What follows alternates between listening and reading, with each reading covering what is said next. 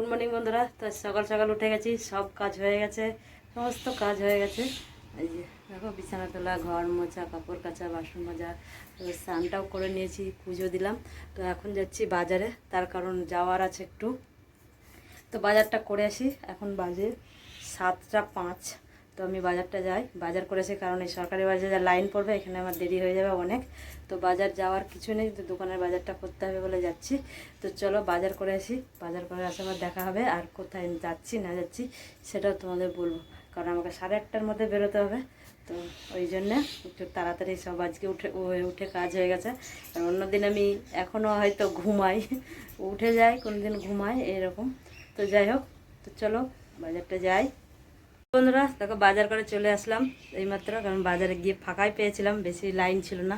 কিন্তু সরকারি বাজারে খুব লাইন পড়ে যায়, তো একটু ফাঁকা ছিল। তো যাই হোক, বাজার করে এসেছি, এখন আলুটা ছাড়াবো।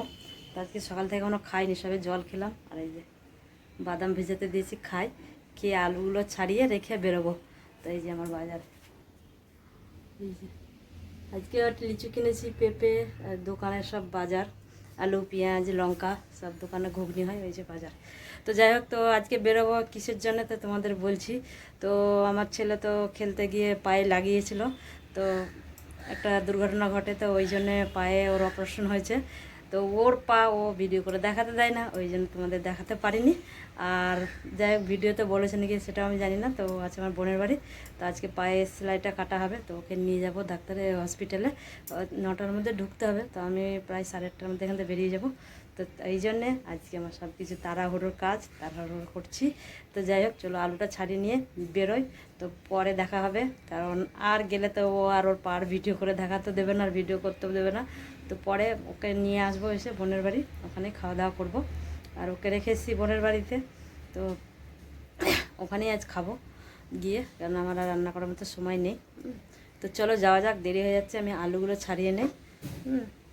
তো আমরা দুজনে বেরিয়ে পড়েছি, যাচ্ছি বোনের বাড়ি। এই যে এত লম্বা মোবাইল আসে না, দেখো।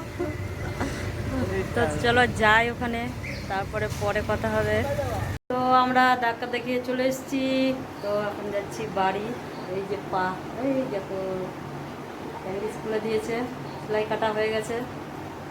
তো চলো বাড়ি যাই, আবার পরে দেখা হবে। আর এই যে এই ছেলেটা মুখ ঢেকে আছে দেখাবো বলে, আর একটা গামছায় মুখ ঢেকে বসে আছে, ওই যে এই যে। তো চলো এখন বাড়ি যাই বোনের বাড়ি থেকে, পরে আবার দেখা হবে রাতে। বন্ধুরা দেখো, বোনের বাড়ি থেকে বাড়ি চলে এসেছি। আসার কারণ হচ্ছে আমার কুকুরের জন্য রান্না করা হয়নি, ওই জন্য বাড়ি চলে এলাম। আমি তো ওখানে ভাত খেয়ে এসেছি, এখন যাবো দোকানে। তো দোকান তো বর তো খাইনি, তো ওর জন্য হোটেল থেকে ভাত এনে দেবো, কারণ আমি রান্না করতে পারিনি, কারণ তাড়াতাড়ি যাওয়ার ছিল ওই জন্যে। তো আমার ডাক্তার দেখার টাইম ছিল 9টার মধ্যে, ওই জন্য সকালে কাজ সেরে তাড়াতাড়ি বেরিয়ে গেছি। তো এই জন্য রান্না আর হয়নি। তারা যে আমার কুকুরের ভাত দেখো, এই যে সকালে সময় হয়নি, তাড়াতাড়ি করে করতে পারিনি। তো এখন এসে মাংস নিয়ে এসে ওদের জন্য রান্না করলাম, কারণ ওদেরকে তো খেতে দিতেই হবে।